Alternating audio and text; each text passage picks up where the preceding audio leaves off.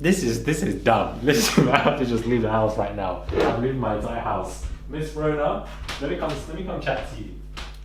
So in the world, guys, in the world of Biggs and Rebecca, it seems like the story is unfolding, and I just feel like these two people are the funniest people from this entire franchise, because nobody has forced stories like these guys, but they're trying to act like it's all natural.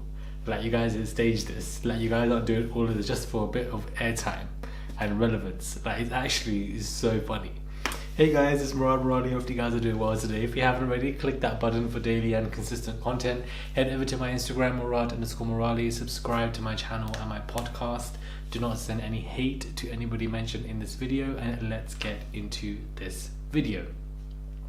So, from the aftermath of Michael and Rebecca having their own little situation and Rebecca leaving Biggs, apparently Biggs and Michael have been friends for 18 months, for a very long time, and now Biggs is speaking out about the crippling, just sad, very sad situation. You know, I can't think of anything worse.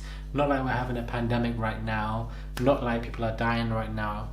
Just, I can't think of anything worse in the world of Rebecca and Biggs.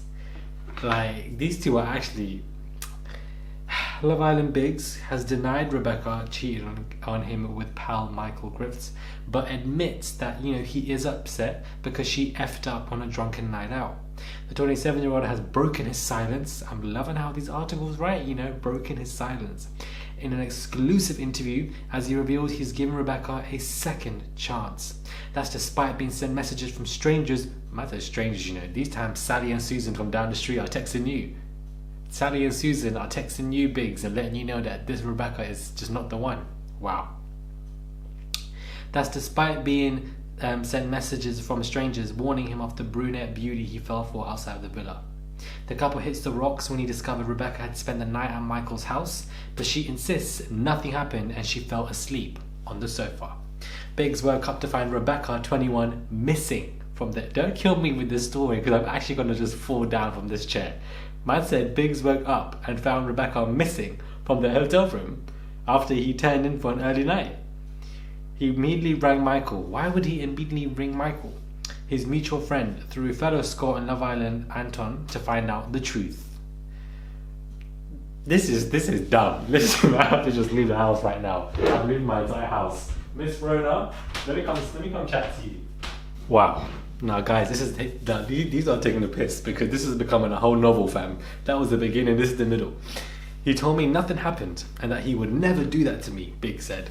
Michael did try to call me that night when I was asleep, and when I spoke to him, he was like, look, what was I meant to do with her? She was very drunk. Well, what you were meant to do with her is call a taxi, put her in the taxi, send her to the hotel, and somebody would have helped her, and then call the taxi when that person got there, or was, you know, en route. Michael wanted to make sure she was safe and told me she slept on the couch. Obviously, the person who was in the wrong was Rebecca. Everyone's morals are different. I wouldn't have done that to her, but I do believe nothing happened. She explained things and I took her word for it. In my head, I'm like, Rebecca, you effed up. But at the same time, if people knew the truth, they'd understand it. She's been really apologetic about it. She's let me down. She feels really bad about it. And I do believe she likes me. This is a whole... Listen, this is something else. I don't think I've ever seen this. Like the orchestration when it comes to this, the fakery when it comes to this. Man said you woke up and these times she was missing, like in putting up posters on trees. Like, ever since Rebecca's been begging for Biggs' forgiveness, but he admits it's made him slow the relationship down. He continued to say, I've only known Rebecca for a few weeks. The key words are few weeks. So I can't put my whole trust in her yet. This made me want to take things even slower, but everything is good. It's just in my head, I'm wary. I think I need to spend more time with her to see if she's trustworthy. I've been getting a lot of messages from people saying I need to be careful and warning me off Rebecca. Why does he keep saying this? Because who the hell is sending you these messages? If Sally and Susan are sending you messages, are you going to listen to Sally and Susan, or are you going to listen to Rebecca? Because if all these men are sending you messages about this girl that you've known them for a few weeks, it's warning signs and you need to just Casper the whole situation. I know she's got a reputation of getting over people really quickly. I just need to wait and see. But Biggs has insisted Rebecca hasn't done anything wrong because they've not made the relationship official. Well, you just said she's effed up, so clearly I don't understand. They haven't seen each other since Rebecca returned to the hotel the next morning, and they went for a coffee to talk things through. And now they appear to be social distancing from each other as Biggs retreats back to Scotland amid the coronavirus pandemic. Rebecca is still living in Newcastle and promised she'd drive the 150 miles to see him if the trains are cancelled. This is actually mental, guys. I'm going to get out of my seat again because I feel like I might have to. So she's now saying, apparently she said to him, I'm going to drive to Scotland.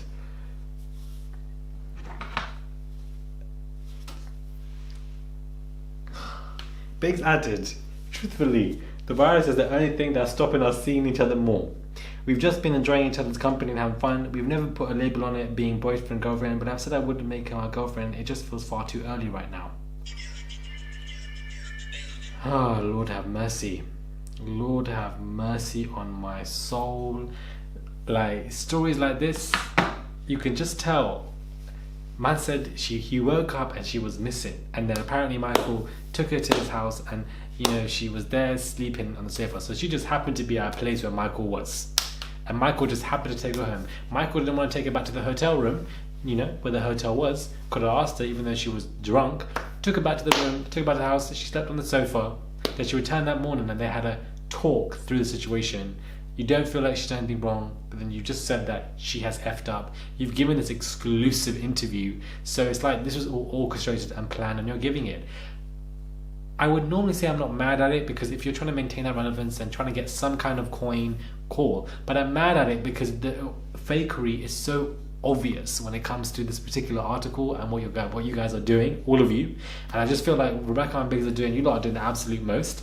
At first I was here for it, but when you are doing just too much and it just seems way too forced, then it kind of irritates me. And I feel like this could have been done so much more easily in a casual kind of manner, but still been in all the newspapers. They need to relax. Let me know your thoughts when it comes to this video. What are your thoughts when it comes to this story? Comment down below, subscribe to the channel, let's start a discussion, because this is an absolute mess, guys. It's a mess, but it's funny at the same time. Let me know your thoughts are, and I'll catch you guys soon for another video.